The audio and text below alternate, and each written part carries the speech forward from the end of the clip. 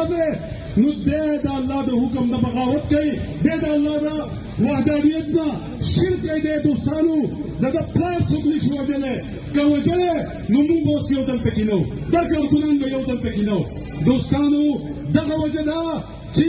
نن مراد سید صاحب په روپوشۍ باندې دو مجبوره کړی خو موږ وایو او خصوصا د سوات خلک او د کابل خلک چې موږ د هغه د خاندان سره موږ د هغه سره موږ د هغه د نظریې سره موږ د خان صاحب سره ولاړ یو او انشاءالله ولاړ به یو او همیشه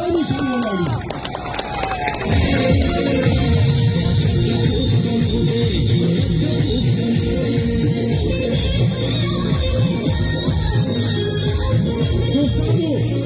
یقین سره مې اوس دلته ولیدو تاسو ته پته دی ام جیلون ته تللی دی د ده کور ته بم هم کېښودی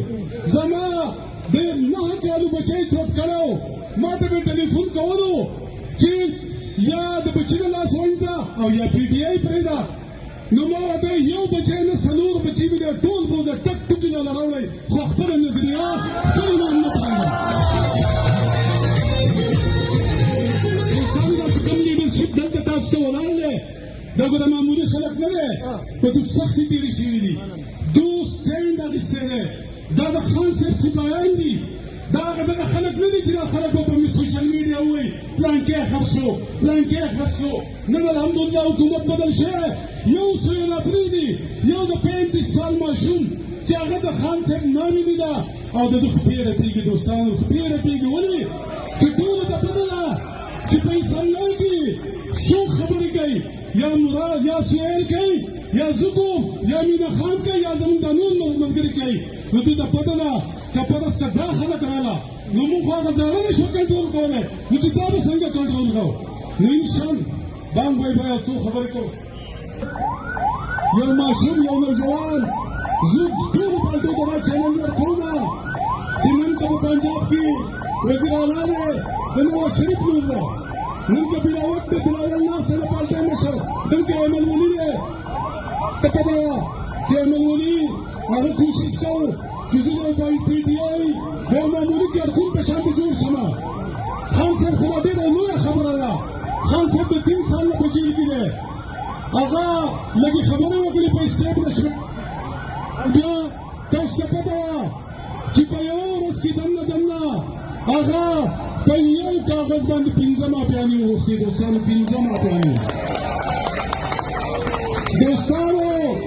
په پښتو کې دې د دوستان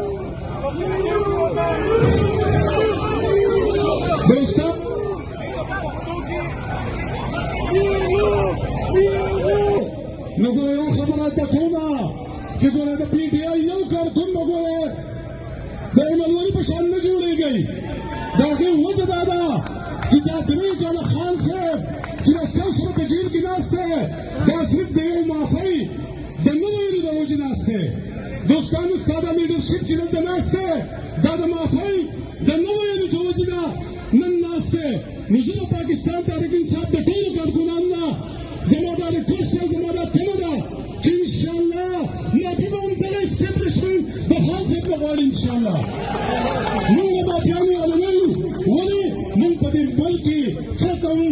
د خان صاحب د وینا مطابق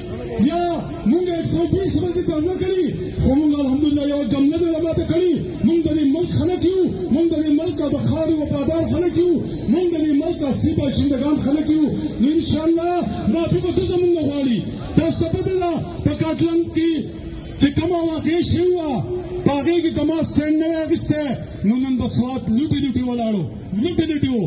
نن که په باجوړ ممبرانو سټینډ نه وی اخیستی باجوړ به لوټې لوټې وو نن که په وزیرستان کې په هندو کې په تیرا کې د پاکستان تحریک انصاف حکومت ایم ایل اګانو ایم پی اګانو سټینډ نه وی اخیستی نو نن به دا صبح لوټې لوټې وه دوستانو انشاءالله په ایمل ولي په شانتي به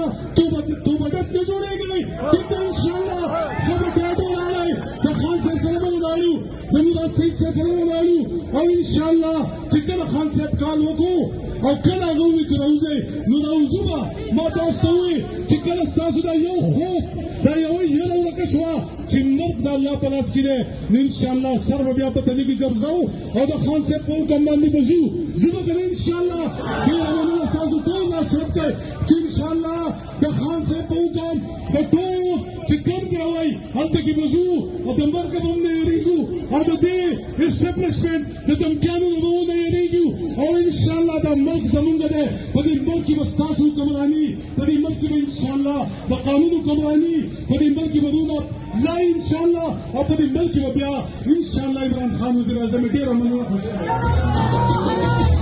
ماشاءالله